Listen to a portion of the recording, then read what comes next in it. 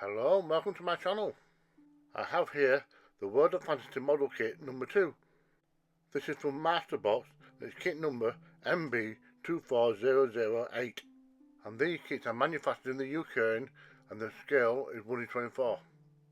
At the back of the box you'll find the part and the colour information. But don't go looking for any instructions because this is all you get.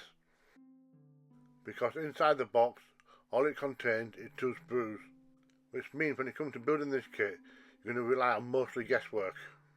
The back of the box gives you some clues to where some of the parts go, but not all.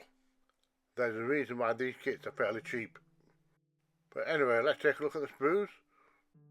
We have both the rider and the creature. There's no base of any kind, so I'm going to make my own little vignette for this.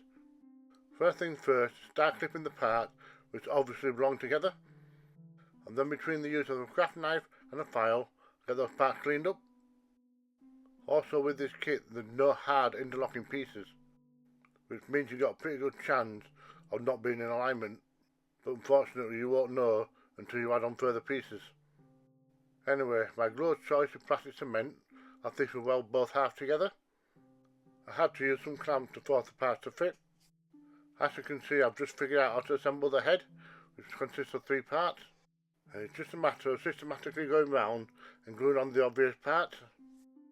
And by process of elimination, you should be able to figure out what's left and where it goes. Because as it turned out, there were a lot of extra pieces. So this is how the completed creature ended up looking. I still need to add the saddlebags, they'll go on next. And all the spare pieces, as it turned out, created this alternate head. It would have been nice to have been given a heads up, so I could have put this on instead of the other one. But anyway, it's time to build up the rider. And this is how she looks all completed.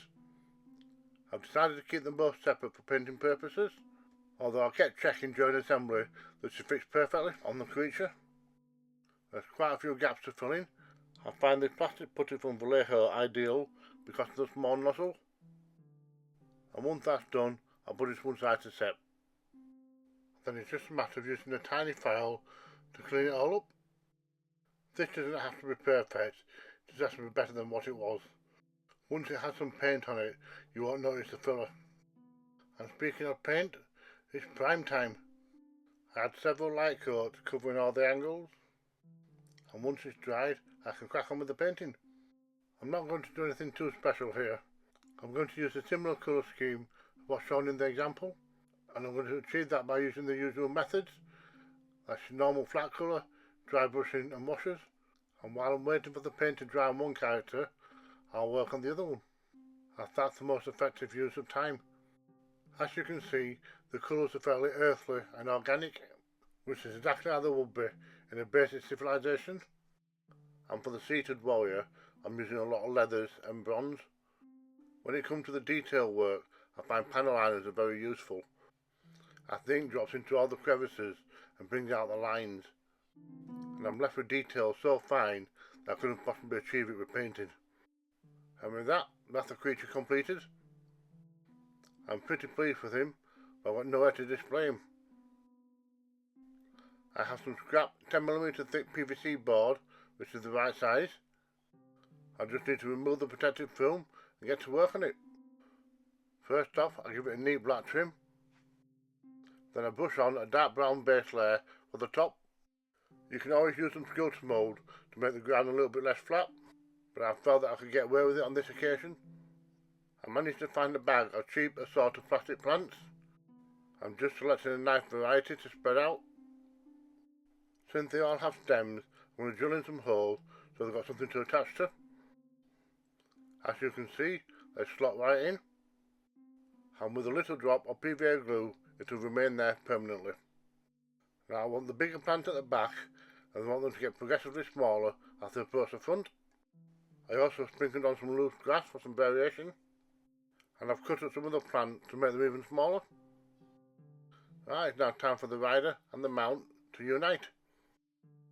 I had to apply a little bit of heat from my heat gun to make sure they fit together nicely, because plastic can so easily be warped.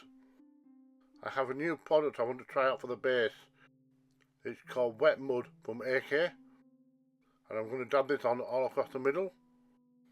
I need to try and make this look as organic as possible, and when this dries it will return the wet look. But before then I sprinkle on a little bit of debris, and then I can add on the figure. So hopefully it will set into the mud, so we won't need to use any glue. And that's our fantasy model kit completed. And I really do think that the base helps sell the illusion that this exists in some sort of fantasy world. Now these kits are a little bit frustrating to make, but there's no denying it, they are very different to what's on the market, and I think that's worth the trade-off.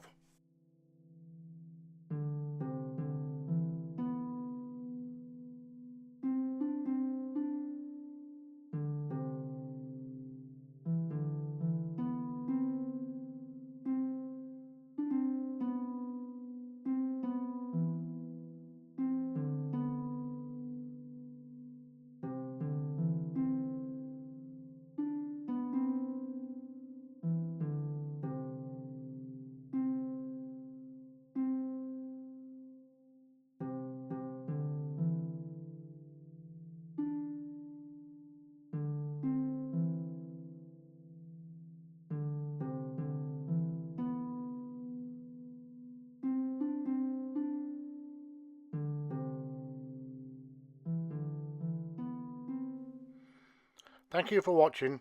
Don't forget, if I can do it, so can you.